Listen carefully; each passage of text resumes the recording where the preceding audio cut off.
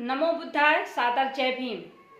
साथियों, बाबा साहब डॉक्टर भीमराव अंबेडकर जी भारत के संविधान में भारत के बहुजन मूल निवासियों के लिए समता, स्वतंत्रता, बंधुत्व, न्याय के आधार पर संविधान में कानून, अधिकार व आरक्षण देकर भारत के बहुजन मूल निवासियों को बराबरी में लाने का काम किए थे।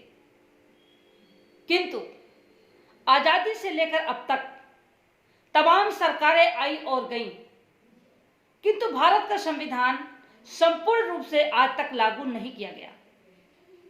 भारत का संविधान दुनिया के संविधान से अच्छा संविधान भारत का संविधान है। अगर भारत का संविधान संपूर्ण रूप से लागू करा दिया जाए तो भारत में चिराग उठा करके भी गरीबी ढूंढेंगे, भारत में गरीबी नहीं पाएंगे। किंतु संविधान लागू न होने के कारण आज गैर बराबरी बनी हुई है, आज भेदभाव हो रहा है। भाइयों बहनों, कोरोना महामारी बीमारी से पूरा भारत भयभीत है। कोरोना महामारी बीमारी से बचने के लिए भारत का बहुजन मूल निवासी अपने वतन को आना चाहता है, किंतु भारत में लॉकडाउन होने के कारण भारत की सरकार तमाम प्रकार से प्रतिबंधित कर दिया है, जिसके कारण भारत में बहुजन मूल निवासी समाज के लोग अपने वतन को नहीं जा पा रहे हैं। भारत का बहुजन समाज आज भुखमरी के कागार पर है। बेरोजगार, बेसहारा, बेघर, गरीब, कमजोर, लाचार समाज भुखमरी के कागार पर है। करोड़ों की संख्या में ये बहुजन समाज आज सड़कों पर है। भारत की सरकार कहती है कि भारत में अर्थव्यवस्था की कमी नहीं है।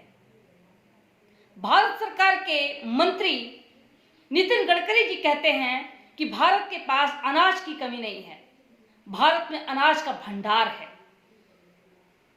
इतना अनाज है कि भारत में रखने की जगह नहीं है, अनाज सड़ रहा है।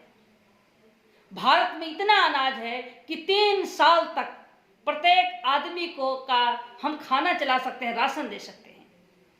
किंतु आप सभी लोगों को टीवी, रेडियो, पेपर के माध्यम से, सोशल मीडिया के माध्यम से आप सबको देखने को, सुनने को, पढ़ने को मिलता होगा कि भारत का बहुजन मूल निवासी समाज भुखमरी के कागार पर है। अपनी 2 जून की रोटी चलाने के लिए मजबूरी में अपना वतन, अपना गांव, प्रदेश छोड़कर भारत के कोने कोने में मजदूरी करने के लिए मजबूर है। बेरोजगार है, दर-दर की ठोकर खा रहा है, तमाम संकटों का सामना करना पड़ रहा है। किंतु भारत की सरकार, अर्थव्यवस्था अगर कमी नहीं है तो हमारा भारत का बहुजन मूल निवासी आज भुखमरी के कगार पर क्यों है? खाना के लिए कई कई घंटों तक उनको सड़कों पे खड़ा रहना पड़ता है, लाइन में लगा रहना पड़ता है। इसके बावजूद भी उनको खाना नहीं मिलता, बल्कि पुलिस की लाठियां मिलती है। भारत का बहुजन समाज अपने घर को जाने के लिए अगर वो सड़क पर चलता है तो पुलिस उनके ऊपर डंडा मारती है, दौड़ाती है, उनका उत्पीड़न करती है। और सड़क छोड़कर अगर वो रेल की पटरी पर चलते हैं तो आप सभी लोगों को देखने को, सुनने को, पढ़ने को मिला होगा कि महाराष्ट्र के औरंगाबाद में लोग पटरी के सहारे सहारे देश का बहुसंख्यक समाज, बहुजन समाज, मजदूर, कमजोर, लाचार, बेसहारा, बेघर के लोग रेलियों की पटरी से जा रहे थे। ट्रेन की चपेट में, रेलगाड़ी की चपेट में 16 से 19 लोग, 16 से लेकर 19 लोग मौत के घाट उतर गए। भाइयों बहनों, टीवी, रेडियो, पेपर के माध्यम से जब देखने को, सुनने को, पढ़ने को मिलता है तो बहुत दुख होता है। नींद नहीं आती। आखिर में भारत के बहुजन समाज के लोगों के साथ इतना बड़ा अत्याचार क्यों? यही नहीं, बाबा साहब डॉक्टर भीमराव अंबेडकर जी ने श्रमिक कानून बनाए थे। उस श्रमिक कानून बना करके उन्होंने 8 घंटा ड्यूटी, 8 घंटा काम करने के लिए आदेश था। अगर 8 घंटा से अधिक जो काम लिया जाता है तो उसको एक्स्ट्रा पैसा देना पड़ता था। लेकिन बाबा साहब डॉक्टर भीमराव अंबेडकर जी के बनाए गए भारत के संविधान में जो श्रमिकों के लिए, मजदूरों के लिए, कामगारों के लिए जो कानून बनाए थे, उसको खत्म करके 8 घंटा के बजाय 12 घंटा काम लेने के लिए सरकार ने आदेश कर दिया। यही नहीं, बाबा साहब डॉक्टर भीमराव अंबेडकर जी जो अनुसूचित जाति और जनजाति के लिए जो आरक्षण की व्यवस्था दिए थे, इस लॉकडाउन के आड़ में यह आरएसएस बीजेपी की सरकार सुप्रीम कोर्ट का सहारा लेकर आरक्षण को समाप्त कर दिया। सरकार का भय दिखाकर, सरकार का डर दिखाकर आरएसएस बीजेपी की सरकार धारा 370 खत्म कर दिया। सरकार का भय दिखाकर नागरिक बिल लाई। सरकार का भय दिखाकर, सरकार का डर दिखाकर पूरे भारत के बहुजन समाज के लोगों को भयभीत करने का काम किया है। बीजेपी की सरकार जो कहती है वो करती नहीं है, जो नहीं कहती है वो धोखे से बहुजन समाज के लिए जो कानून है, बहुजन समाज के लिए संविधान में जो अधिकार है, उस अधिकार को खत्म करने की साजिश आरएसएस बीजेपी की सरकार करती जा रही है। मैं भारत के बहुजन मूल निवासी समाज के लोगों से अपील करना चाहती हूं कि भारत का बहुजन आज चिंतित है। बीजेपी की सरकार की नीति व नियत से आज पूरा भारत भयभीत है, चिंतित है। आज भारत में जब भारत का बहुजन अपने हक के लिए, अपने अधिकार के लिए, संविधान को बचाने के लिए, अपनी आजादी को बचाने के लिए, आरक्षण को बचाने के लिए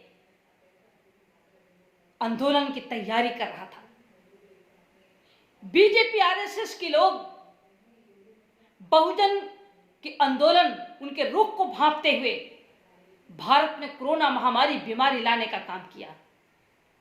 अगर आज भारत में कोरोना महामारी बीमारी आई है, इसका कोई जिम्मेदार है तो भारत की सरकार है। भारत की सरकार को पहले से पता चल गया था कि चीन में महामारी बीमारी पूरी तरीके से फैल चुकी है। चीन के अलावा दुनिया के कई देशों में महामारी बीमारी फैल चुकी है। अगर समय रहते भारत के प्रधानमंत्री मोदी जी चेते होते तो विदेश से भारत में आने वाले लोगों को वो प्रतिबंधित कर देते, या जो लोग आए थे उनकी जांच कराकर अगर उनको प्रतिबंधित कर देते तो आज भारत में महामारी का संकट नहीं होता।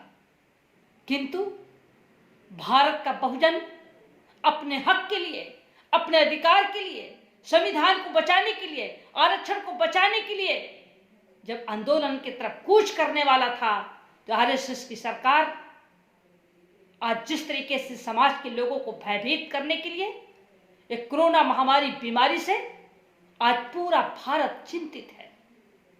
भाइयों बहनों, आज भारत के प्रधानमंत्री नरेंद्र मोदी विदेश में बड़े बड़े लोगों को विमान भेज करके भारत में वापस लाने का काम कर रहे हैं। राजस्थान के कोटा में बड़े बड़े लोगों के बच्चों को अपने साधन लगाकर उनके घर पर पहुंचाने का काम किया। लेकिन भारत का बहुसंख्यक समाज, बेरोजगार, भुखमरी के कगार पर समाज आज हजारों किलोमीटर पैदल चलने के लिए मजबूर हैं। छोटे छोटे बच्चे, महिलाएं पैदल चलने के लिए मजबूर हैं।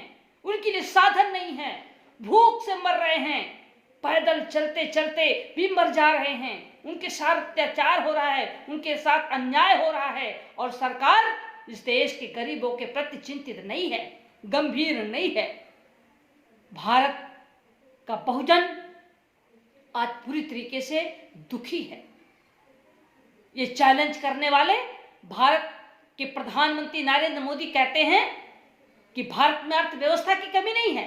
मैं तो कहती हूं कि भारत में अर्थव्यवस्था की भी कमी नहीं है और भारत में इन गरीब, कमजोर, लाचार, बेसहारा, बेघर, बेरोजगार लोगों को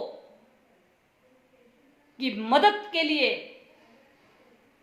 करोड़ों रुपए भारत की सरकार को मिला है। वो आखिर पैसा कहां गया? वो किस मद में खर्च हुआ? आज ये गरीब, कमजोर, लाचार समाज के लोग भुखमरी के कगार पर क्यों हैं? उनके साथ अत्याचार क्यों हो रहा है? उनके साथ अन्याय क्यों हो रहा है? ये सरकार, आखिर बीजेपी की सरकार, आरएसएस की सरकार, ये भारत के बहुजन समाज के लोगों को ये गुलाम बनाने की तैयारी में है। इसको गरीबी से मतलब नहीं है, इसको अत्याचार, अन्याय, भुखमरी से मतलब नहीं है। ये जब चुनाव आता है तो एक साजिश करके हमारे बहुजन समाज के लोगों को धोखा दे करके और वोट लेने का काम करती है।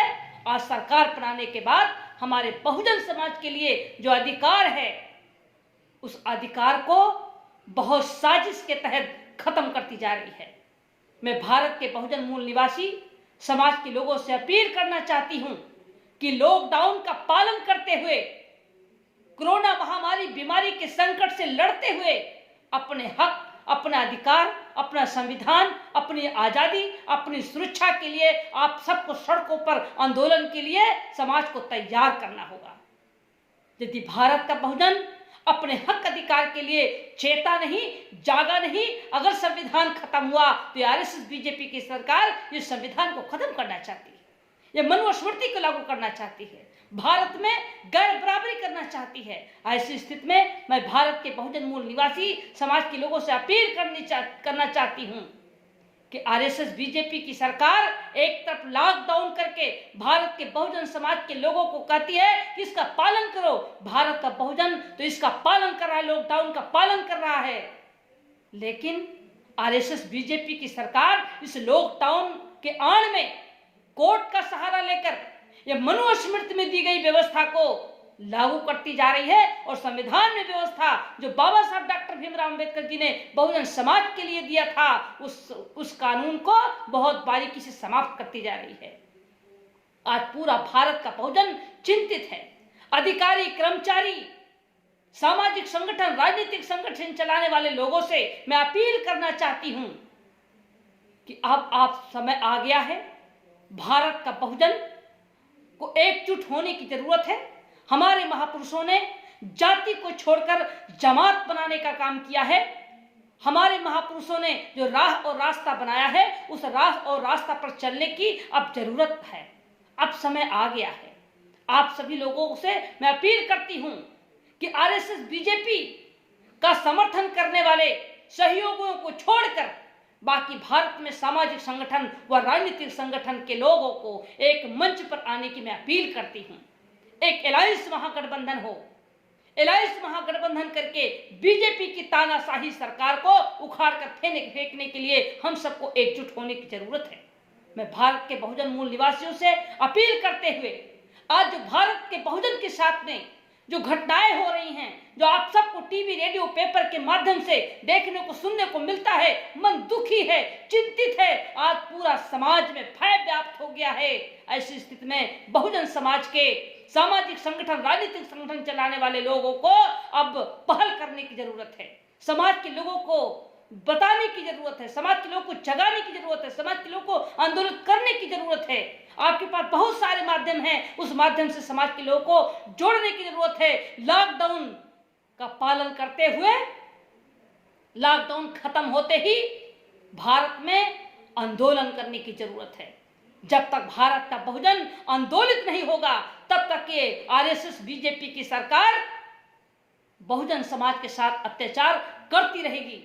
इससे निजात पाने के लिए बहुजन समाज के लोगों को एकजुट होकर के भारत के बहुजन के प्रति, भारत के संविधान को बचाने के लिए, संविधान में दिए गए कानून को बचाने के लिए, बहुजन को बचाने के लिए अब एकजुट होने की जरूरत है। मैं इन्हीं शब्दों के साथ मैं आप सबको मंगल कामनाएं करते हुए, आप सबको साधुवाद देते हुए, मैं अपनी वाणी को विराम देते हुए, मैं सावित्रीबाई फूले, पूर्व सांसद, लोकसभा, राष्ट्रीय अध्यक्ष कांसीराम, बहुजन समाज पार्टी, नमो बुद्धाय, सादर जय भीम करती हूँ।